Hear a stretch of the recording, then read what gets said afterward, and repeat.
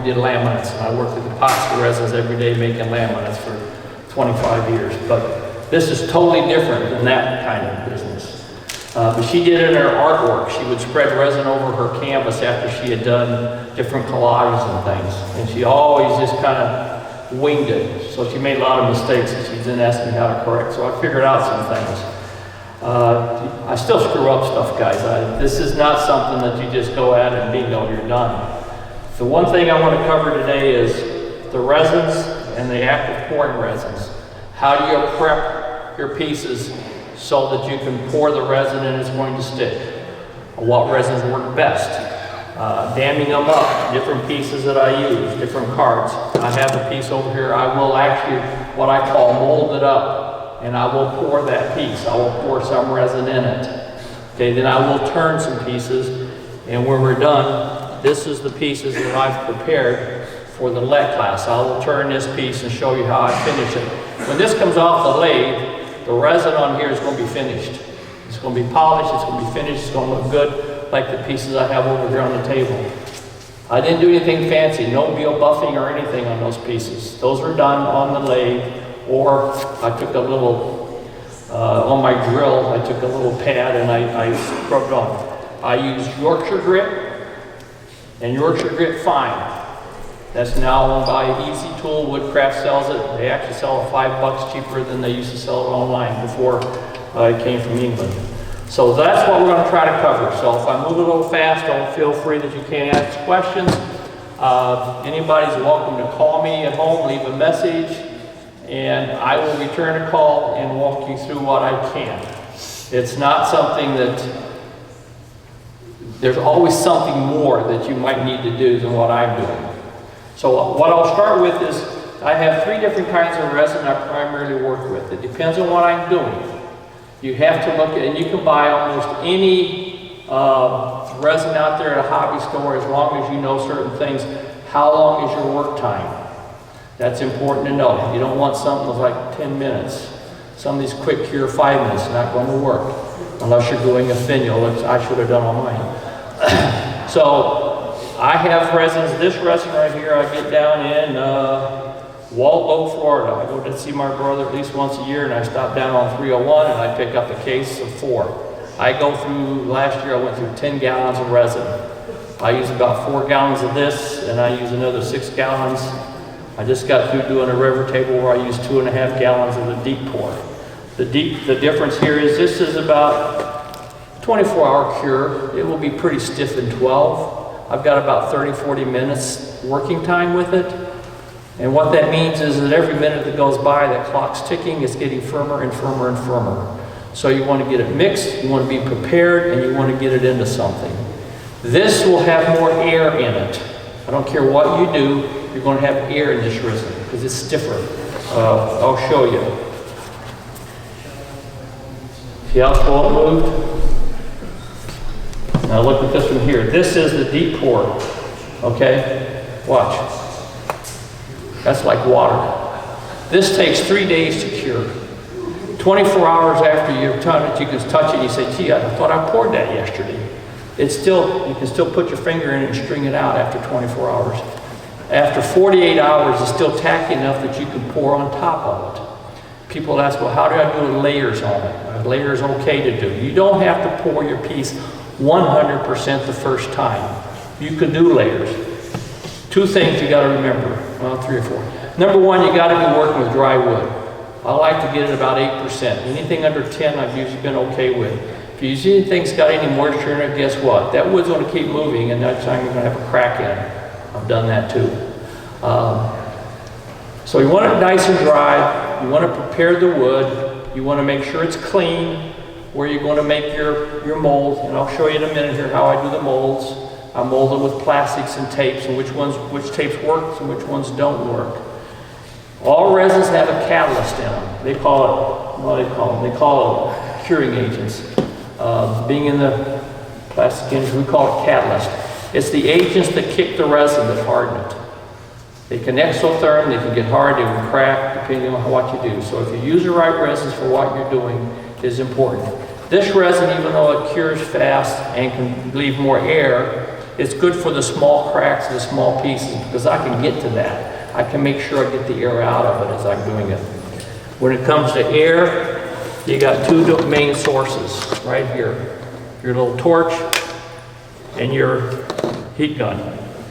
The differences to me are if I'm doing a resin table or a charcuterie board where I got a lot of open stuff, I don't want any dirt getting on, especially if it's clear. So at that point, I would use the torch because it's not stirring up any dust. If I'm doing something on a small cavity like the wood, I don't care if I use this. I mean the hot gun. And it's a lot quicker and safer and easier because I don't care a little dust. It's got color in it. You're not going to see those little specks of dust. Now if you're doing a resin table, a river table with clear cut, and I did a dining room table, 7 foot long, big mistake. I'm too little for that. I will never do another one. I'll do a 24 by 48, no problem, on a slab. And I've done several of those. I use pigments, and I have my little cheat board I do. I use the powders, and I use the alcohol ink, and they both work fine in your resin. No problem whatsoever with either one of them. The inks leave a clearer surface. The little cherry bowl I have over there is done with the ink with a little bit of one of my favorite. This is the Black Diamond Pure Pearl White. A little bit of that to give a little bit of a pop. This is probably, I make a lot of charcuterie boards and the women love the turquoise. They just really like that. And you'll see my turquoise charcuterie board up there. That's another technique. If you're using a stiffer resin like this resin here, I don't have to babysit it as long because you have to manipulate that resin to keep that swirl, that color. Otherwise it settles out. You get a color like what you're going to see on the pieces we're going to do for the LET class. It just settles. You have the color, but you don't have that swirl, that pearl light. You've got to bring that back up the surface as you're working, and it's got to be a certain consistency. You know, you got to move it, but it's got to be able to go back, and it moves a little slow. If it kind of keeps a little bit like, okay, it does not want to go back, that's when you get your little bit of heat, 6 inches apart, flash a little bit, it warms it up just enough where it settles back down, and then it stays. So those are all the little complicated parts. This resin works well in the fact that any air coming up from the wood gives off pretty much dissipates on its own, and I don't even have to flash it hardly at all. A lot of recommendations. If anybody wants to read this, and you're fine, you're welcome to look at that. That's the super clear. Or go online. They have an excellent website. Talks about the resins, and I've been using this for about 3 years, and I've noticed there's one guy that sells his tables. He makes resin tables. It's Black Tail. And I don't know where he's from, but he does great demos on tables, and he sells his tables all over for like $8,000 to $20,000. I think the last one he demoed he sold for $22,000. And he uses this. He was using a different kind than what I've been using. And he went to this and says he likes it best. It's more consistent to him. You know what he does? He pours 5-gallon bucket. I'm not going to go there. How deep can you pour with it with the glass? You can pour. They say 2 to 4 inches. I don't hardly ever pour that much at one time. I poured a half inch to an inch, and then I come back at the right time and do it again. If by some happened reason I take off and don't do it, you hit it with like a 180 sandpaper, and you think, oh geez, got all those scratches on it. It's not a problem. My charcuterie boards that I fill with resin, I take out to a guy out in Middlefield. He sands them for me. I bring them back. They're sanded surface, both sides. And all I do is I sand them, and I can put a flow coat of this resin on it, and you don't even see the sanding marks. It adheres to it really well, and it covers that up. You don't have to worry, oh gee, I got sanding. What I do is I blow off the dust, and I wipe it down with the highest. This is 90% alcohol. Wipes off really good, and then I hit it again just in case something's been left on, and I go right over the resin, and it looks perfect. So those were the issues. Some of my wood I finished with the Odie's oil, but anymore I've been using strictly right on with my Yorkshire Grit, Yorkshire Fine, and all those pieces over there have been done that way, and that's it. When it comes off the lathe, other than taking the tenon off and then kind of by hand working in, I'm done. And the Yorkshire Grit is food safe. The resins are considered food safe. Once they cure, it's like we always talk about pigments and paints and everything. It's the chemicals in here. I already had a question, do I wear a mask and is there any fumes? Yes. When I'm doing small volumes, I don't worry too much. I'm mixing out here in an open area. When I did the last table I did a couple months ago, I was doing 3 of these at a time. I had my chemical mask on the whole time. I had a lot of resin exposed. It was 24 inch by 48, and I'd say about a third of it was resin. And it was 6/4, so that was a lot of resin. I didn't want to be exposed to that. They say in every safety thing that you should make sure you protect yourself, but I've never had any issues. I've been pouring and doing this for about 5 years now, in what I'm showing here. We can talk about a couple more things. This is a piece, and if you look at it, you say, gee, that'd go in the fireplace, get rid of it. I look at it because I like how I can embellish this. And this side here, this thing is wobbly the whole time because it's out of balance. Got good wood here, bad wood here. And as you can tell, that's resin for the tenon. The tenon flew off. It was so weak it wouldn't hold it. And it did that early on. So I took one of the empty cores, put it right on there, put some resin in it. I put some hot melt glue, which you'll see hot melt glue up here, and I'll use it a little later. Put some resin in it, put it back on the lathe. I've had that on the lathe a couple of times already. I had not done anything on the inside. I did turning the whole inside off of that resin tenon. Shows you how strong that is. That's not something I've worried about. Of course, I don't stand right in front of it either. I'm always over here. But also the other thing I'm showing is this is how these pieces were done. Is I took my parting tool, and I don't see how well you can see that. I put a groove in there. And you can do however deep you want. And since this is in this direction, you can't put tape on it and then fill it. So what I do is there's 2 different things. I've actually used caulk, regular window caulk. First one I ever did, I just zipped it up with window caulk all the way to the height, so that I was at least up to this height up here. So I could put resin down this way, and that's the way I did this bowl here. I rough turned the outside to almost the dimension I wanted it, and you can see it's a 2-step bowl. So I put tape up the side with a little bit of hot melt glue to step it out a little bit. Then when I got the first one done, I peeled the tape and I did the second one, same way. And you can see, I pick up wood and people bring me wood. I had already put some resin in this bowl.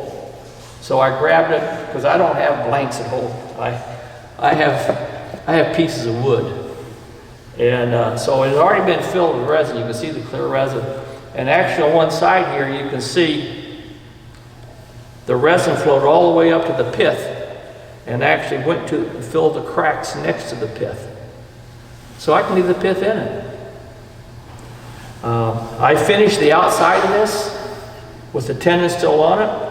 Then I poured out the inside. And each time I did, when I do the outside, I finished it with Yorkshire Grit Fine, and I was done. This was the finish I got, right there, that's it.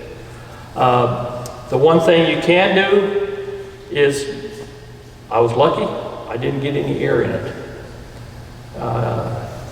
If you do get an air bubble, and it's just under the surface, you can take like a 16th inch a little bit, pop that bubble, clean it out a little bit, fill it with CA glue. You'll never know it before you finish it. And it will work fine. It'll stick right to it. Maybe I did get one, a chip. No, I'm sorry, it was on this piece right here that I'm going to show you in a minute. So that's kind of what I do. So a lot of my pieces I see over there that I haven't turned, I've already filled with resin. They're ready for me to turn. I don't know what I'm going to end up with once I get started, but if I, for some reason, get a crack in it, I will go back to do a little CA glue. Or if it's big enough and I find a big hole, I'll just scratch it out sandpaper, set it aside, put some tape around it, maybe some glue around it, and fill it with resin. I always have 4 or 5 pieces on the table because when I'm mixing resin, you never know for sure how much I'm going to use, so I can just go from one to the other and dab it around. And if it shrinks down, you could fill the pieces for the lead class. I used this resin. It took 2 pours. It filled all the way up, and I don't know if you can see right here. There's my hot melt glue. I ran, this is they call this the original blue tape. Do not use the more expensive, newer. The glue to it reacts to the resin, and it will open up on your resin, just flood right out. This holds probably 95%. Then I overlap it.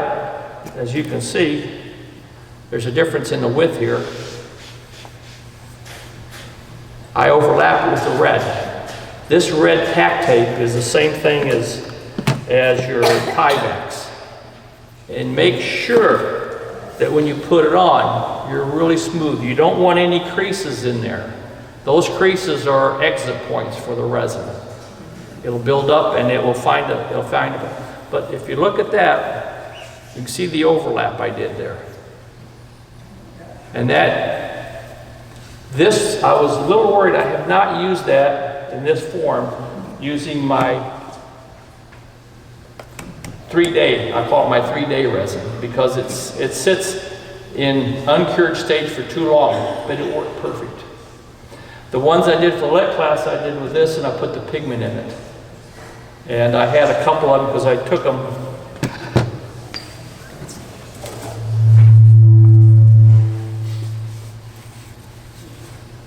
Ron got these blanks, and I turned them so that I could put the groove in them. I put them on my lathe, and I put the groove in them, and I taped them like this, and I filled them. And then I took them off because I want to make sure that I didn't have a big bubble mess, and I didn't. I had a couple of bubbles on them, 1 or 2 of them, and I cleaned them so that you guys are ready to turn. You can turn them with some pits or areas, and I did exactly what I said. I used the CA glue, let them dry, I hit them again with sandpaper, and you can't see where I did that on these. Okay. Do you use any kind of a pressure or a vacuum pot? No, At all? I have never used one. They look interesting, but I haven't found a reason to, I guess, because everything I've done has worked out. Every one of those pieces I have over there that I haven't turned yet, I'll have an issue with it, and I'll either do 1 or 2 things. I'll either put some CA glue on it, or I'll just skin it up if it's deep enough, and I'll put a little bit more resin. I'll dam it up with my hot melt gun and put some on it. Do you color your CA glues? No, Can you? yeah, you can, but I never have. If you're going a shallow pour, it'll show right through. It's kind of like a mirror, so you won't see that you've put something else over it. Since I'm talking before I go to the lathe, and here are my samples, like I said, my turning pieces. Well, there's one more thing here, tape I didn't talk about. This, since I do resin tables and other pieces, if you ever want to build a surface where you don't have to worry about the resin, this tape is excellent. You can get it online, and it's Wise Bond. This is what a lot of guys, I was down in Florida at a, Advantage Lumber Company, and they have places down in Brazil and other places, and they have, I think, 3 sites here in this country, mills. They primarily get exotic woods and make decked wood out of it, but they also do slabs, and they have blanks. But I walking by down there, and I saw this open room where they had these great big vats of resin. I said, what are they doing here? And boy, that was a mess. The floors were like, couldn't even hardly walk in it. But they use this tape for their table that they mold on. And so I used this the last time. I took a piece of formica 24 by 48 and I lined it with this. I didn't do anything on the bottom. I poured resin directly on that. All I did is I took my slab and I sealed it with hot melt glue, and then this is probably from a cake box or something. I use pieces of plastic, and the reason I coat it with a tack tape is if you don't, this thin stuff will never come off. You're gonna have to grind it off or sand it off. If you do this, you just start that and it peels right off. I've used this piece right here probably a couple of times at least. But all I had to do was dam up the end of my table and use the hot melt glue, and I poured right on that table with this tape. That was that, it released that good. And once I got it started, I just kept pulling it and popped right up. And I had a river probably anywhere from 18 to 12 inches because I kind of made it look like a river. And I was using this resin right here. So that's some of the things related. I save a lot of these. I cut these up into little pieces depending on what I have to dam up, because I can bend those around. And I'll show on this piece I pour a little bit how I do that. I just bend it around, kind of cut it, and I just use my hot melt gun and away I go. So that's pretty much the resin part of it. I will demold that since I'm over here right now.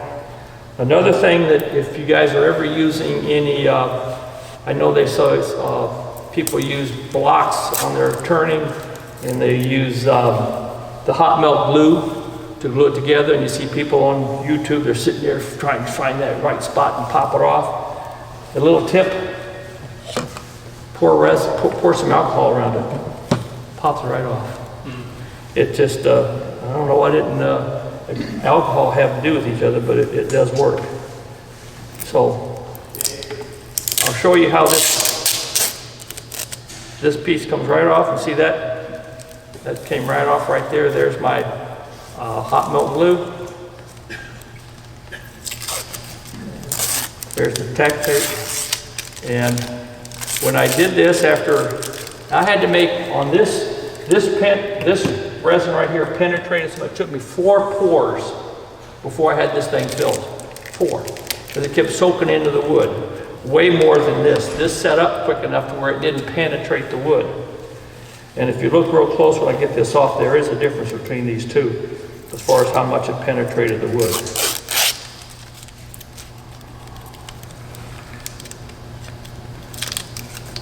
I want you to see how this holds up pretty good. When you prepare your wood, we're talking about that earlier, and I don't think I went into it. You sand it, you clean it, you wipe it down with alcohol. I sanded this before I put the tape on it to about 180. That's enough. You need a smooth enough surface so it adheres. If you try to do it on a piece with bark does not like either the hot melt glue isn't very good on bark, and the tape, unless you want to tape the whole thing and make a complete bowl out of tape, that's pretty hard to do. So remove the bark, clean it, sand it, and you should be okay. You can see how well that tape stuck on there even after the fact. So. What's the strength of the epoxy compared to wood? Does it actually absorb it? Yes, it does. It soaks in more. It becomes really part of it. And the only time I've had a problem where I wasn't sure it penetrated deep enough was when the wood dried, and it managed to pull itself away. Had a slight crack. I was able to fix it by re-pouring it and then re-sanding the area, so I didn't lose the table, but it was on a resin table. But you can see on that one, compared to this one, the difference. Now these are all done pretty much the same area, but you can see how much more the resin soaked in and why I kept losing resin. I mean, and I did this one all the same color. This one, excuse me, I did a couple different colors, and you can see there's my first pour. And that's kind of a turquoise, okay? My second pour came this far, and I put some they call it Liberty Bell bronze in there. And then the third pour came up to here, and I had it full and overfilled, and I went to bed, got up the next morning, and I couldn't see the resin anymore. And I had to fill probably at least a little shot glass. These shot glasses are available, probably I think it's $20 for $1 at dollar stores.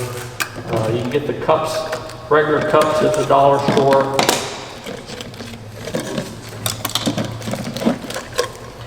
For years, this is all I used with these plastic cups. You get 10 for $1 or something. Let me finish right here. What I do when I'm pouring resin, and I'll go back to this question in a second, is, you know, there's all kinds of ways of measuring and buying these fancy glasses, which I use enough now where I do buy it. As I started out, and I do this either on the shot glass or these, you take that glass, you put them together. All you gotta do is make sure you're not halfway, about a third of the way, and you just go in there with your pen. Guess what, guys? You got an exact mark on both cups are equal. Most of your resins are 50-50, which are the easier way to go. This resin right here is 2 to 1. 2 to 1. Easiest way to do is just do 3 cups. And make sure you have a bigger container to mix them in. Okay? That's the easiest way to do it. Don't try to measure because you're not going to get it. Okay? Or I have a couple of times is pour the catalyst in here, pour the resin, scoop it out, pour another resin. But that's a little more time consuming. One of the things, as far as that is, your question is when you put this tape on and you go around, you're sealing that tape really pretty good. That tape will hold. That's before I put the resin. You go all the way around it, okay? I'm not going to do it all the way around. And then I overlap it with the tack tape. And the reason I buy this tack tape from Amazon, and this is expensive. I think it's $28 a roll. There's a lot of tape on here though. And I don't know what this one on Amazon is. I've had it for so long, I can't remember. It lasts a long time. You can see how thin it is. You call it tack tape? Tack tape. I'm sorry, tuck tape. I guess I got it tacked on a little good. But it's a pain because it really just getting it started, but there's no easier way to do it. But what I do is I overlap it.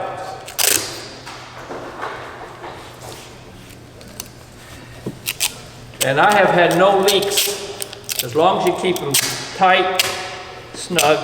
And if you start getting offline, just cut it off and start over again. Okay, so you got this thing covered with tape. Okay, now I'll show you. Okay, here's what I do. It's a good question. Once I get it wrapped all the way around, I came over here where I had my gap, and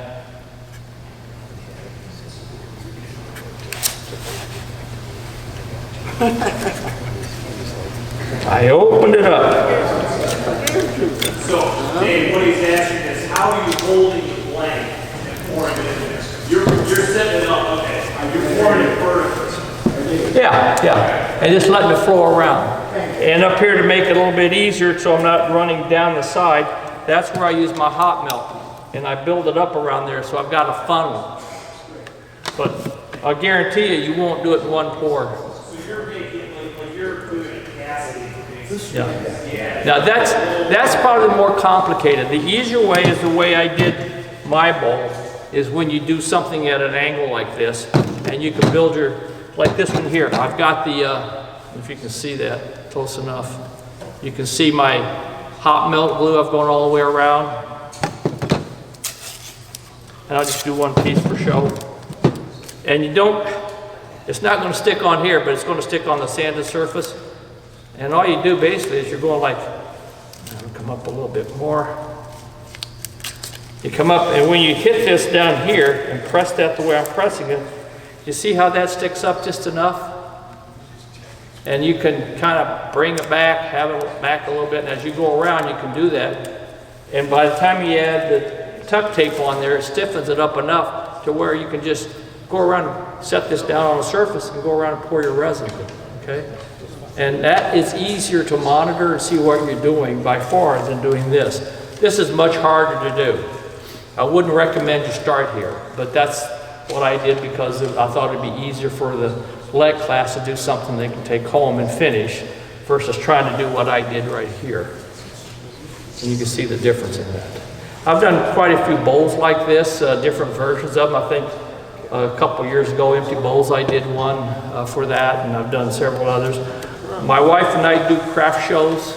She does jewelry, hand enameling and stuff. And I do charcuterie boards, bowls, and tables. I do a lot of little small spot tables off of just wood that I pick up out in Middlefield. I got a guy that saves me, I call it my gnarly wood.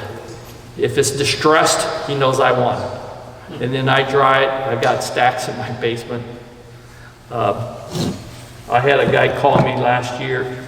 Yeah, last year. He had a cherry burl that was almost 6 foot tall, 42-inch diameter. He'd been washing since he was 7 years old on his dad's property when it was about big as a basketball. He's 62. He says, time I do something with it.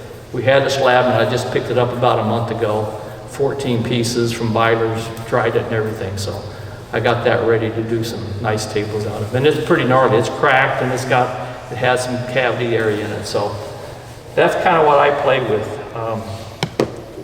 I have over here a couple of pieces. I'm going to bring them over here since we've got the camera set up right here. Yeah, because like I said, the table I did is a 24 by 48. I set it down and on the edges, like on the edge of the table, it matched here. All I did there was I went around and used the hot melt glue. But I still went over it with my tuck tape, just for insurance. And I was up on the natural edge. There was a natural edge slab on both sides. And I glued it down to the table also. And I had a couple little leaks I had to go back and patch. And I'd see them dripping, put some more tuck tape on there. And it stopped it. You know, you gotta be observant. And the first layer I poured, actually I poured this with pigment because the guy wanted to look blue on the bottom and the rest of it was clear. So it allowed me to have a little bit of material and it sealed it. And once that set up, I was good, you know, because the rest of it was easy. And then I used these kind of pieces on the end, the open end, and put hot melt glue and taped that. Taped it up the side. And I overlapped it quite a bit so it could run back. And then I'll usually make a cut at the end, make a square again and everything. But these are, you know, you get these things every day in something. Your wife comes home or you go get some at the store. I got big ones from cakes and things like that I just cut up. But this will save you a lot of time if you use this tape, either that or the Tyvek, to coat this first. I actually had one. I took this too big. Didn't have any plastic. I just took a piece of, I think it was some Luan or something, and I just put this tape on the Luan, piece of wood, skinny wood, and I was able to push it in where I wanted it. And I think it was a piece about that big I had to do on something, and that worked fine too, just the same as this. So as long as you coat it with this and have the edges and you seal it, this is going to really cut you. And go over a couple of times because this, even when you use this, you're going to end up with some little holes in it that aren't going to quite make it for you.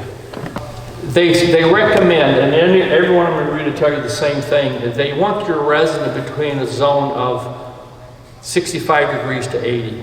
You don't want to keep your resin any hotter than 80. And if anything, when you're not resin like CA glue, keep it cool.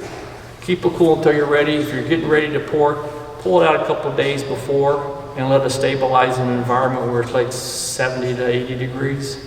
What's going to happen is if you do that cold, the whipping effects, it's going to make a bunch of foamy bubbles. If you have it warm, it's not going to have as many bubbles.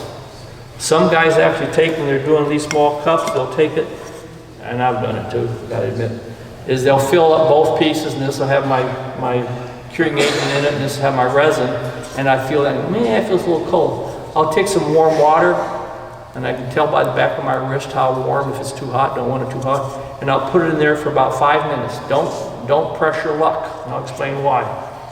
Leave it in there about 5 minutes, and you go out and you get your resin, gee, I already got bubbles in my resin.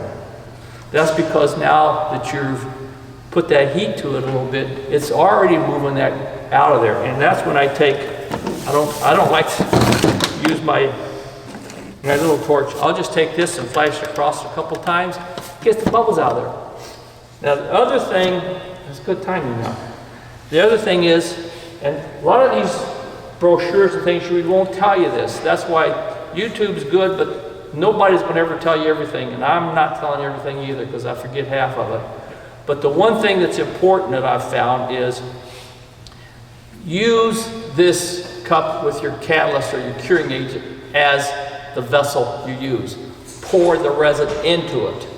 And I'll explain something so you may be easier to remember. Is what happens is when you're stirring, this is my homemade stirrer for the big pot, but when you're stirring, if you have your resin and you pour your catalyst, and the catalyst, as you see, you know, it's like maple syrup compared, you know, just more liquidy. And your resin is thick and gummy, it'll stick down here, and as you're stirring, you're not able to bring that up and mix in with your curing agent. Now you might end up, when you pour, you might end up with some curing agent still in there. It comes out, and guess what? That curing, or that resin that hasn't been blended, isn't mixed. Now you got this, oh my gosh, what happened? This is sticky here. It never cured. 2 days later, it's still sticky. A month later, it's still sticky. If it doesn't have that curing agent mixed into it, it's not going to cure, period. Nothing you can do. I tried it once. I tried pouring fresh resin on one that I screwed up and see if maybe that fresh resin would go down there after I drained all the resin out for 2 weeks and let it sit. It didn't happen. It says I'm done, and this wet resin was in there. I ended up cutting the piece apart and using it anyway, but those are some of the things that people don't tell you. So always put it, because the wetter, more fluid, catalyst, curing agent will be down there, and as you stir, that resin will go down and touch it. And the other thing, and you'll see I'm going to mix up some in just a minute, is always keep rotating around your cup and keeping that resin mixed. My wife is quick and easy, being the artist she is. She knows everything. She goes like this. I did it for 5 minutes, David. I don't know how this resin isn't got a gummy here. You can't stir that way with this resin. You're not going to get the blend that you want. So as you stir and bring it around, I keep rotating like this, and I keep coming up and going around and bring it up and get it in there. And when you do that, you have a good solid mix. You're 100% in your mix. I haven't had a failure in 3 years now, thank goodness, because I learned the hard way.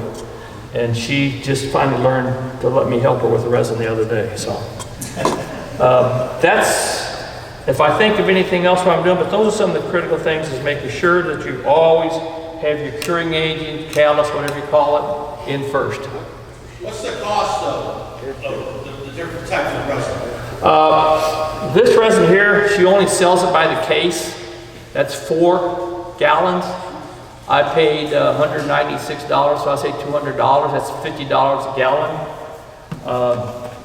I bought this for my last table. I bought 3 gallons, and I used 2.5 on the table, and this averaged $50 a gallon. I mean $100 a gallon. It is on sale right now for 3 gallons for like a little over $209, I think. It's like everything else.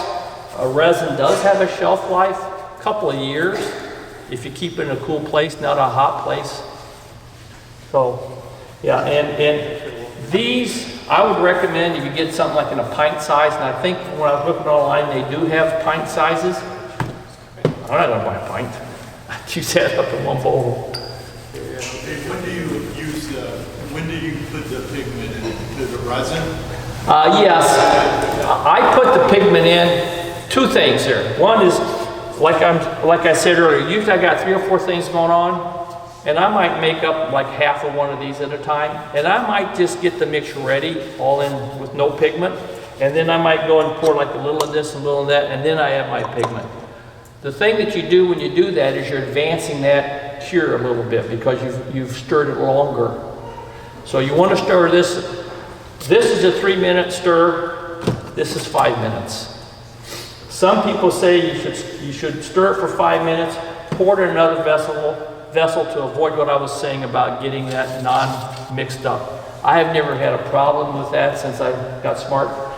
So I don't re-pour and re-stir it. I turn my phone on, set the timer 3 minutes for this. I set the timer 5 minutes for that. I use Gold Electric. But when you stir the pigment in, it's only about a minute and it's mixed in anyway. So if you add a minute and I got 3 different colors or something, I will mix it and then put it in different vessels, and as I use it, I'll go from color to color. But you can put it in at the same time you're mixing from the start if you wanted to. So your cabinet. You can, yeah. You can do it either way. That's, you know, it's one or the other. I haven't found an issue big time other than it does advance it if you mix it. My wife will say, I want some resin this way, and then she goes upstairs, well, I'm gonna change the color. By the time she stirs that, and she'll stir another 3 or 4 minutes, which she shouldn't do. And she'll feel it. You'll feel it when you're mixing that, like, oh my gosh, it's kind of getting a little warm here, you know, and you will. It will start warming up. That catalyst is starting to react. That's what it's made to do. She used to use an art resin. She used different resin. Pretty much, I think that most resins are similar. I have noticed that the resins I use don't have the odor that some of the older resins I use. They had some pretty aggressive catalysts in them. I can't remember the last one I used it. I'd open that thing. Another tip I just thought of. Make sure, and this my wife taught me this because she screwed it up. When you open your first vessel, you open it and you pour it out, you pour it, take a paper towel, wipe it off, put it right back on. You can see how much I've used that. It's almost empty. Look at the top of that. It's clean. You go to the bottom my wife has, oh my gosh, she uses it once, it's running down the side. She calls, David, I can't get the lid off. Well, guess what? She's reversed the lids. So you open that one, you do it, put the lid back on, get the other one so you don't mix up the lids, because all my lids come right off. Those are some little tips that will help you along the way. Anyway, you can see here, I do a lot of wing bowls. I've demoed out at the North Coast Club, and it's just something that appeals to me. So that little version over there that Tom demoed kind of got my interest too. So that's the version I did. I had to stick with resin in it. So I want to do this as a wing bowl. And it's a knot off of a cherry tree. It's got a lot of inclusions in it. A lot of people you see online, they will turn the bowl till they don't have any defects on it. What got me started is Mike Nathan. He does these beautiful pieces and he leaves all the inclusions and it's part of the art of it. I'm not clever enough to do that because all of mine would blow up like his last one did. I wouldn't have a survivor. So I fill it with resin. So I choose to go to resin because it's safer for me. So what I'm trying to do here is I'm going to have a bowl here, wing bowl out to here, so that'll be my first bowl. I do have a one-way coring system, and so I will get 2 additional bowls out of that, also that will match this wing bowl. So this bowl will look something like this. It's a nice big bowl down here. That's my hope. We always hope. So what I'm doing here is I'm filling in 2 places. I've already filled a little bit right here, as you can see. Now that goes in the fact that I use my Dremel and a little burring tool and I clean and gouge that out next to the wood and then the whole surface and I sanded it.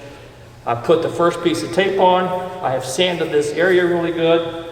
This piece here, I'm going to do the plastic and I'll show you how I did that. That's kind of, I've already got it started, I cheated, so it makes it a little quicker. So that's what we're going to do first. We're going to finish this. I'm going to tape this side up with the tape like I said. We're going to pour a little resin. So this should be ready. So all I'm going to do here, and one thing that I have done before to speed things up, is I've actually used the tape to tape that down, but I'm just going to go for it here. You have to kind of hold it, but it isn't complicated. As they say, it's not rocket science, it's just getting it done. So I try to make sure I get a good overlap.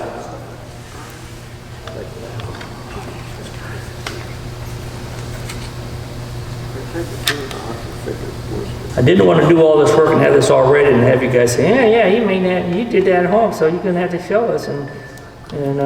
But you see, if I let off that too quick, it's going to pull itself up. So I'm going to cheat here a little in a second. And I think I am going to. There's a cheap tape.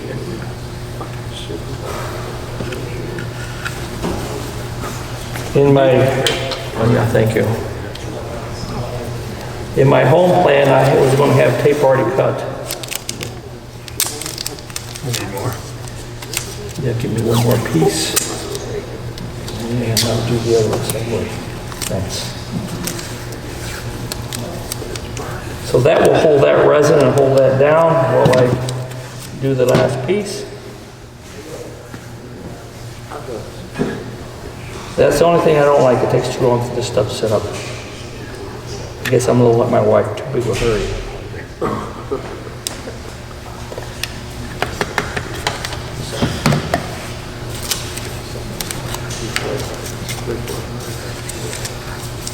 Okay, it takes just a minute. I can take this one off. I'll check it out, and I can see a little area there that didn't stay. So I'll get a little bit more here. Don't have to be too neat about it.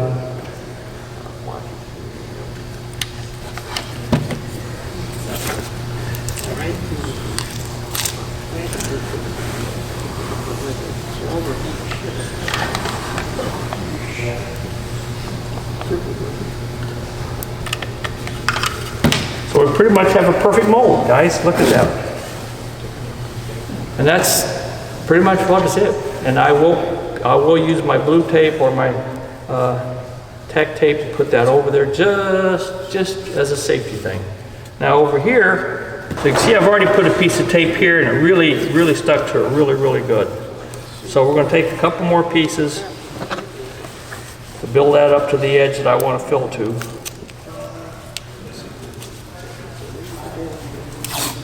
And then we'll go with the tuck tape.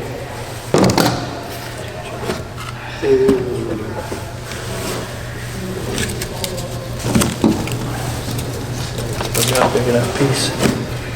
And you want to go, usually get a good overlap. I don't know if you can see that. Yeah, good. So I start down here and I get that, so I try to get the contour. I don't want to have it way out there. I want to really cover wide. That's pretty good. And I'll overlap there in no time.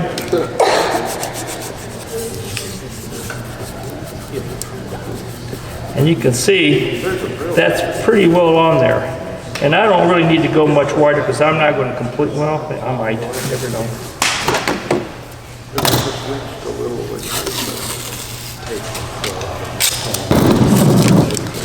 So I usually go a little proud of the surface because I know it's going to shrink. Press it together. This stuff is sticky, but it does work.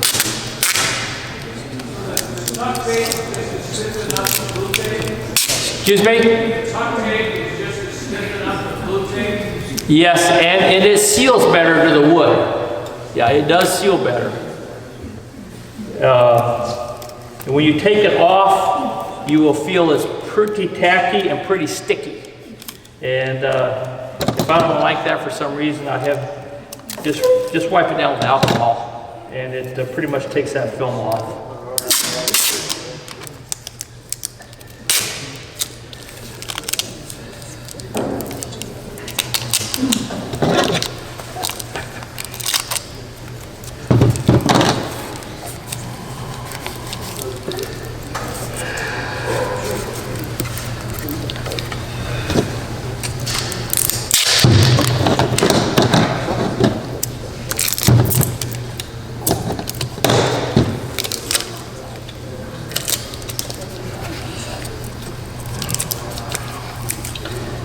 I like to make sure I have a good overlap and that it's well rubbed in and well sealed.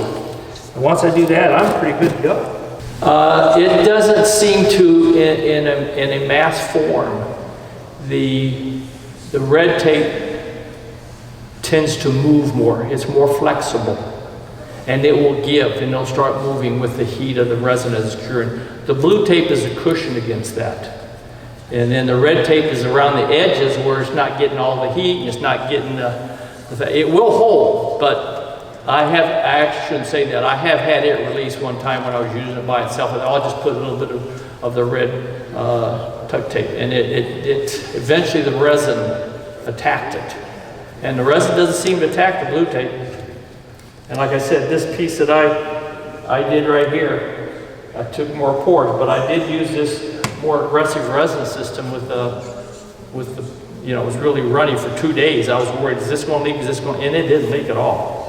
So that was kind of a good test. So that's what we have right there. I'm going to, for the sake of time, I'm going to cheat. Now, when I'm doing a table and doing a flow coat, that's another thing, if you guys ever get into that, is when you do a flow coat, the thing that's most aggravating and takes you the longest is to get it level.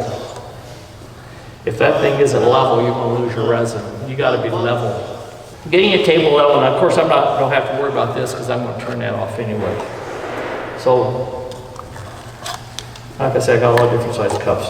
So we're going to do a small pour here, and I will put a little bit of the color in it.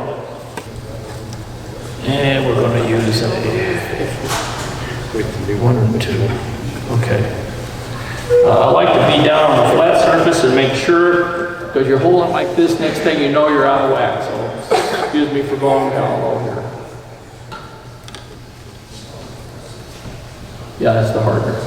Okay, just double check it.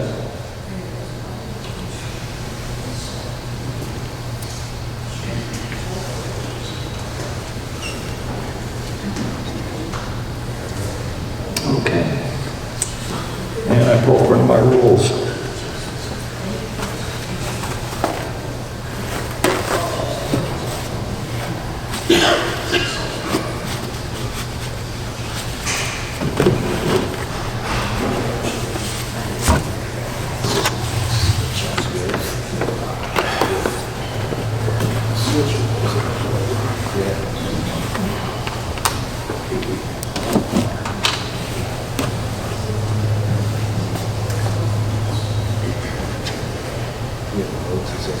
Now you can see this is pouring a little stiffer, but again, it's going on top of the catalyst, so it shouldn't be a problem.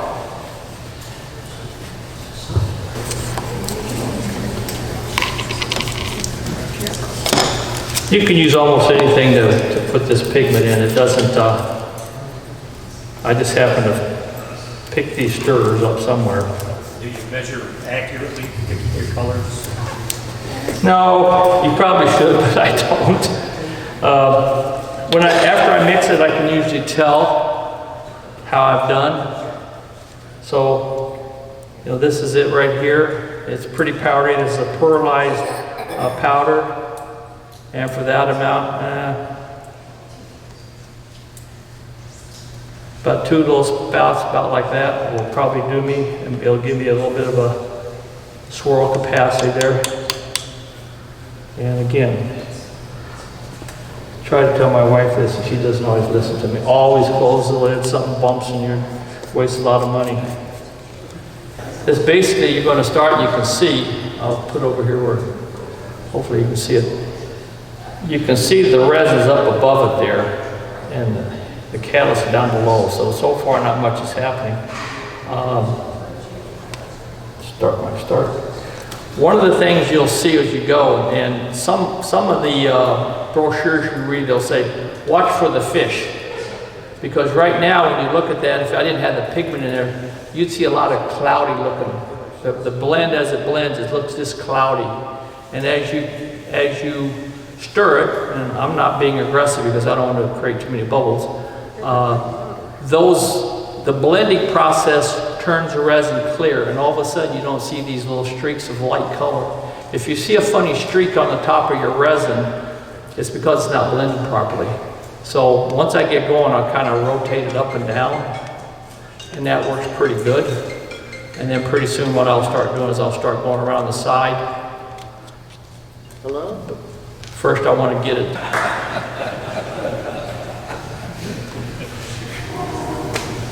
But this resin takes about 3 minutes. I might cheat and go an extra half a minute or so, just to make sure, because I go and clean off the sides. But I'm rubbing this on the very bottom. I'm going back and forth. You got 2 different consistencies, I guess one way to put it, and viscosities, and you're trying to blend them together, so it takes an action. But as you see, I'm going around, I'm gonna scrape that, and I literally would kind of do a swirl, so I'll make sure I've picked up anything. I have not had a problem with having an undercured little section. The one that I did, I was telling you earlier, I just think I just mixed the wrong ratio. And the catalyst, nothing went together. And I don't understand it this day because I know I mixed it the right amount of time. I don't know if the resin's old, it only happened once. It's whatever, go on, don't quit. So I'm about 2 minutes into it and looking down. Yep, there's air coming up, but it's pretty much blended, so now it's just like finalizing it, so I might speed up a little bit, and I keep rubbing the sides, and it's not complicated as long as you follow and make sure you're blending everything together and you're not leaving anything on the sides. And the other thing, some of them tell you that one of the reasons to put another container and remix it is so that any of that resin that may be on the side that didn't get the catalyst doesn't get in. I mean, it doesn't take much to not cure it. They end up having a mess. Like I say, they give you every precaution. I just haven't had a problem with that. So we're just about done here. Typically what I do is after I mix it, I let it sit for 5 minutes. So what I'll do while that's sitting before I pour it, I will go over and I'll get this blank set up so we can at least turn and show how I finish it, because yeah, we got about a half an hour, should be fine. So there we got the 3 minutes, and if you can see, there's not a whole lot of air yet, but I guarantee you, sitting for 5 minutes, there will be. Dave, is the air coming up from a chemical reaction or from you stirring air in? You're stirring air in. You're creating a void behind that stir, and it's kind of like, okay. So I found that the round sticks work pretty good. The popsicle sticks, a lot of them say to use, actually creates more air. So if you get a good chopstick somewhere, some round sticks, they work really nice. They're not dragging that air into it as much. Does the pigment ever settle out when you're doing that 3-day cure? Is what now? The pigment, does it ever settle down? Well, it settles and it gets kind of like this. The only time I had a problem I told you about, I used one of those stirrers in my grill. Okay. And I went by the right time, but I don't know that if it just didn't stir it up. I don't know which was the problem. Was it the resin? Because it was older resin. Or was it that stir? I don't know. But I never use it again. Now, I know you said, you know, are you always going by, you know, 1-to-1? Are you going by volume or going by weight? Is it Good question. I screwed up one in the very beginning. I went by weight because I saw these guys with their little scale. Right. You can do that, but you have to factor the different volume density. Right. It is by volume. So it's by volume. It is by volume, which makes it easier because, like I said, you can put any size. Repeat the question. Oh, the question was, do I go by weight or go by volume? And you go by weight. I mean by volume. I went by weight one time and that didn't work very well. And so, if Read you the directions because Alumilite is by weight. yeah, Like some of the other Is it blue? varieties are by weight. Are they by weight? But sometimes they say by weight, and they give you the ratio that you have to factor in. And that's confusing to me. I didn't get a ratio. Oh, you I didn't? Okay. put mine on a scale. Did you? Yeah. Okay. Well, maybe because they've already factored that in, but not all of them do. Yeah. This resin right here, if you do it by weight, you'll be off.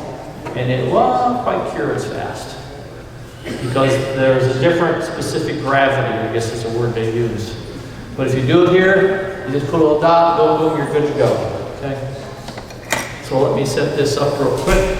I kind of cheat here, and this works pretty well for me when I mark my spot, and I'm going to rough turn something real quick. I get the advantage of having my teeth, and I got that spring-loaded tip. So if I bring this up and push that in, I know I'm flat. Versus if I try to do that, especially on a log sometimes, I'm like, ugh.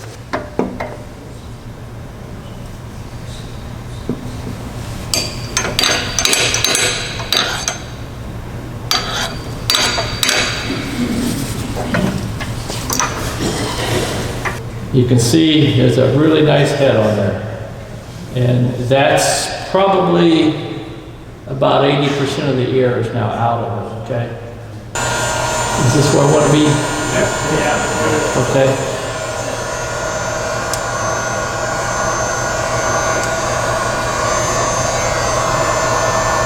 The more of the air you can get out right here, the better you are. And now all you're seeing really is a pearlized look of it. It looks pretty good. Basically all we're going to do is I'm going to pour a little bit in here. I go up on the sides, and that's already had resin on it. But I can already feel the heat on this right here. And this is only a little bit of resin. If you waited quite a while, let's say I took a 45 minutes to do this, I would be already at a point where it's setting up and you would not be able to use the rest of that. You could leave it in a cup and keep adding to it, and I've done that and made bottle stoppers out of them. I've got pretty funky colors, and then you would just sand it, you know, grind it up a little bit. But it doesn't react to the plastic. No, it's going to get as hard here as it did in the part you're doing. Now we'll see how this is holding up because I did not tape it, so we'll see real quick.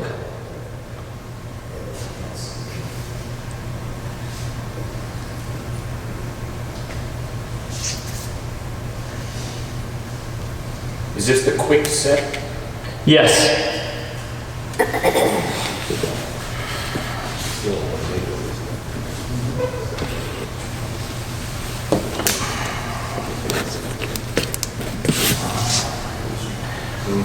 I'm not leaking, but I got a place here that looks a little suspicious, so everything appears to be holding fine on that side, but I can feel the heat right here for that resin, so I might as well use up the resin.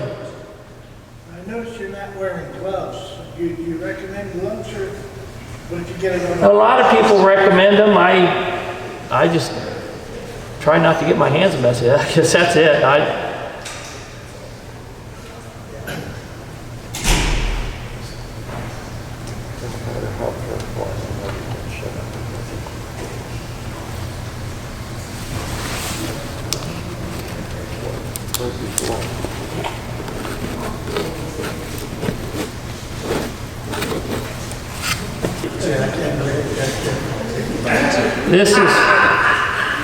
This is close to, I would usually just sit and scrape that out a little bit and use it up as long as I get it out. I am not going to do that today. We're going to just move right on. I'll just put this here. I'll check that in a few minutes. The other thing that's going to happen is the more you torch this or hit the heat on it, you got to keep your distance, is that's also helping to activate that resin and kick it. So you can, actually what they say, skim the surface of your resin if you go after it too many times and you get too close. So it's like a quick sweep and forget it. And that's adding heat to it. Heat advances your system on your resin, so you got to watch for that too. So I let it sit for another 5 or 10 minutes, and I might real quick, and I'll be happy with that. What if it skims over? What's that stop it from curing? Well, if it's your top coat, it's your surface you want to show, it's going to look weird, especially if it's clear. Not going to show as much on your colors because you usually sand that anyway, and you can put a finish on it with Odie's will finish that. I mean, I sanded that surface on that charcuterie board, and all I did after I sanded it to 320 was use that Odie's on it. You know, nothing special. I didn't get a big buffing machine out or nothing like that. So, you know, there's a lot more to it. You can look at 10 more videos and you probably learn something off of each one, and everybody's got a different slant. This is what works for me. And like I say, I've done river tables, I've done a lot of wood enhancement. I call it salvaging what the tree gave me. You know, so you will see some of the defects, but it might be some resin there supporting it. It's a choice, it's an option. When you're picking up trees off the road and letting them dry out and they get a crack, you say, oh gee, that goes in the fireplace. As you can see from there, I chose not to go to the fireplace. So I'll get, at the market, I probably get 60, 80 bucks out of that bowl, which means I gotta make another one. Good. So let's try to see what we're gonna do over here. Do the inside, that's just standard turning. I think most of you can do that. But what I'll do is I'll put a tenon and I'll wrap around, I'll try to kind of get a finish on the outside edge, and then we'll sand it. I'm not sure this is gonna work, but basically what I'm gonna do is I'm gonna cut it down to get a tenon on it, and then I'm gonna bring it over in the shape I wanna finish it at, and we'll finish it. So when I get to that point, I will take this thing off. And I have a Powermatic 4224, and per Ron's suggestion, I cut me the one-way tool rest because it is a lot easier than the Powermatic. Just could not keep that thing from bouncing around on me.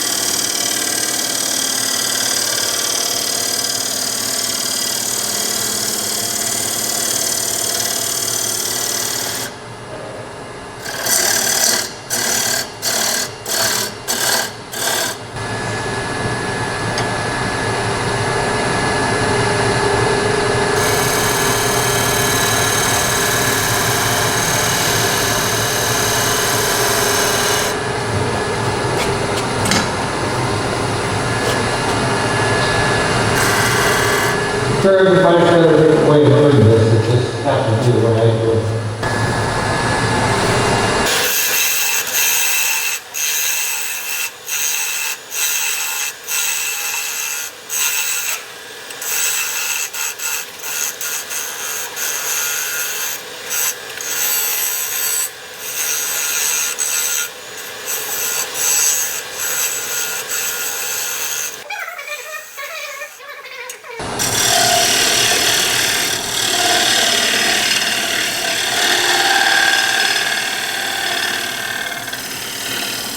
Well, you better turners, you're probably all better turners than I am. I'm better at the resin color than I am at the turning. So.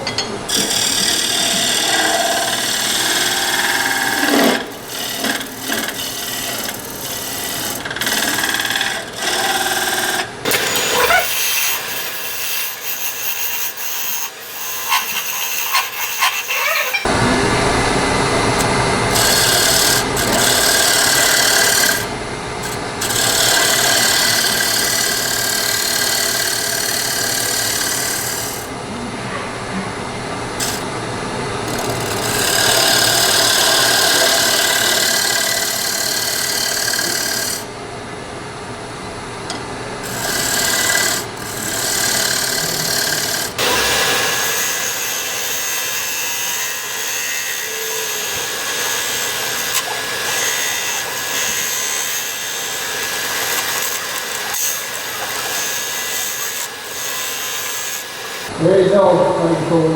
resin, okay? So you can do a little back scraping if you want, that'll work. My preferred way to finish that, and again, I'm not going to, we have that little spot right here.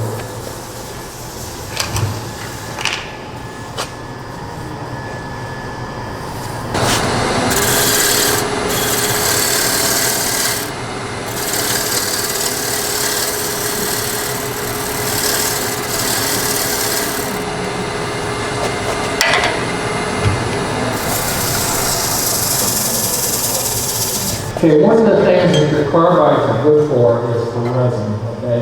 And you can see going around, and actually I have uncovered a couple of little bubbles that are exposed.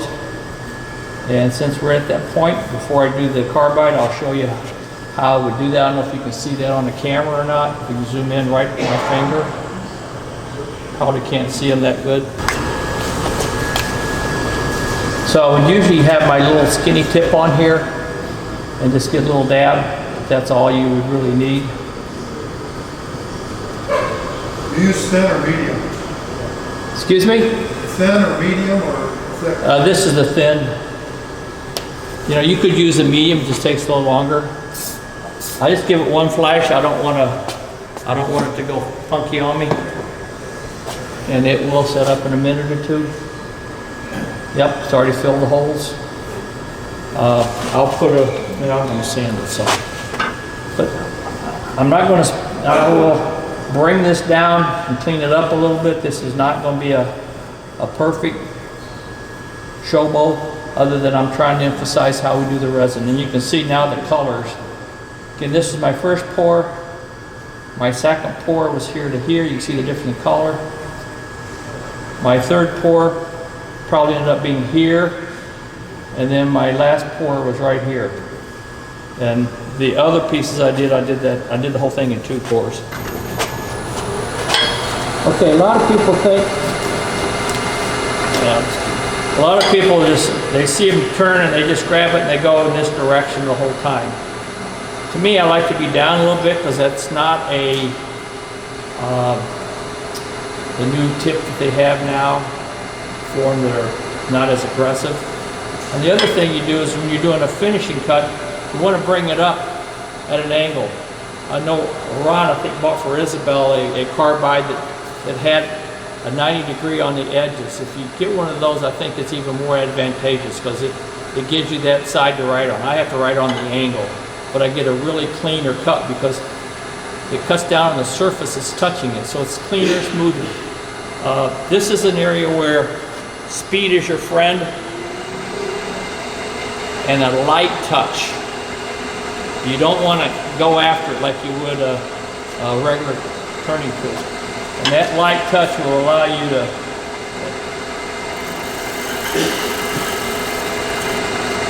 and you see the coloration, right? Got to get at the right angle here.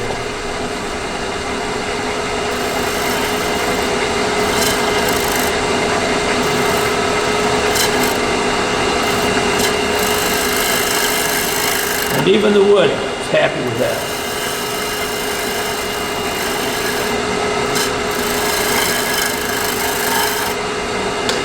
And that should be it, believe it or not. I don't know if you can see that or not, but I got one more little mark right there, so I'll hit it one more time. Oh, that is where I poured it. I don't know if you can see that on the screen or not. And that sunk down where it is kind of like a bubble. And that was the 5th pour. I had to put a little dab more in there. You can see the different coloration in the pigment. So that's where I poured it right there. So I'll run that by one more time. I'm not going to worry about the shape through.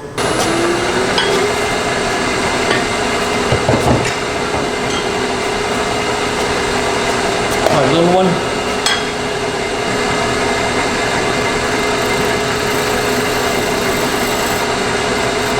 And get through that fast. Don't sit and dwell on it. How fast I went through there. That should have it. I'm going to just hit it with some 220 and some 320, and we're going to call it good. And then we'll go with the Yorkshire grit.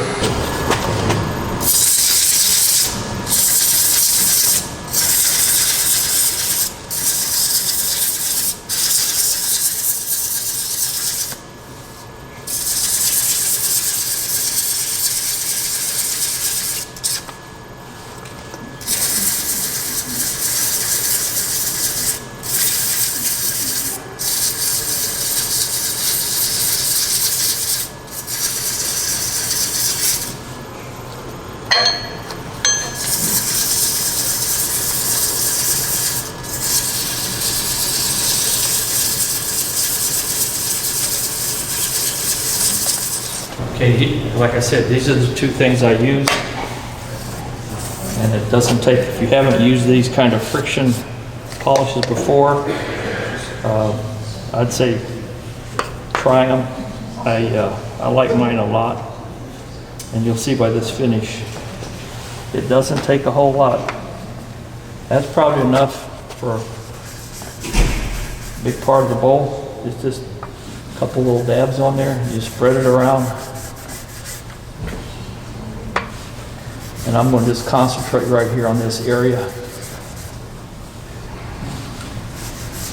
This is the expedited part, but this is really the important part right here to get you to where you want to get to without a lot of... You start out basically at about a 600 RPM, and you really, what you're doing here when you're rubbing this on is you're breaking down the grit that's in it. And I guess one of the things I read, and I don't know how true this is because you read stuff like, do you believe all the internet?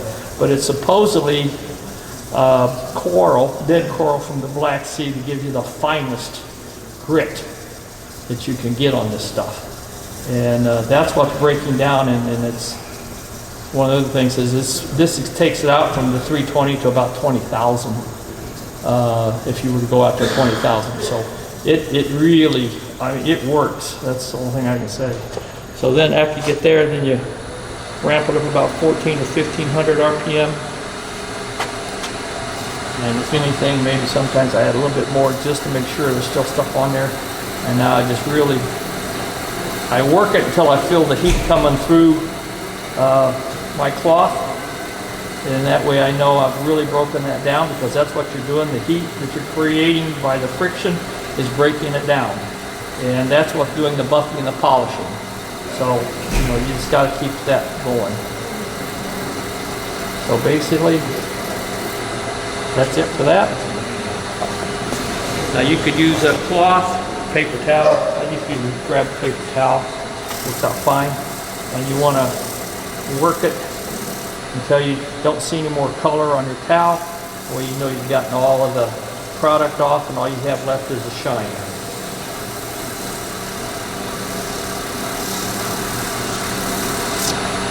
Yep, looking good. Okay. That one's done. You can see already it looks pretty nice. And we'll take it to the next level with the microfine. Now, a lot of people don't go this far, but again, you hear everybody, all the turners say shine cells. This just gives it a little higher up shine.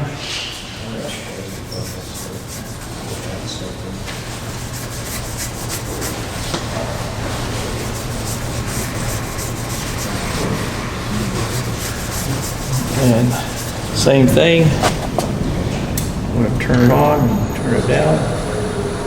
Again, you want to break it down a little bit, work it in.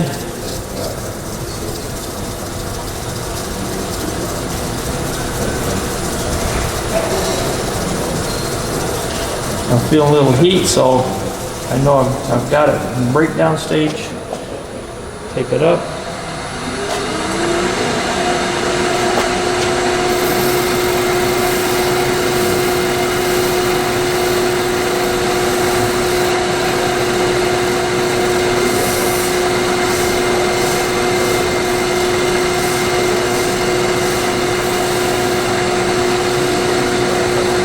Feel the heat. I'm going to take that any off that's left. Now put a little bit of pressure on here.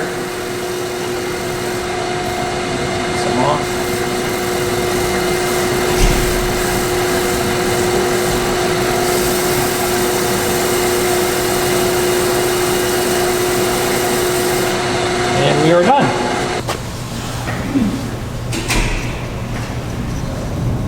You see that on the camera? A little closer to your truck.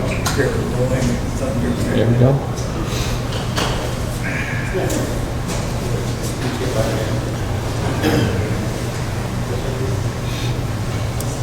So, I guess that's about it, all I have for right now.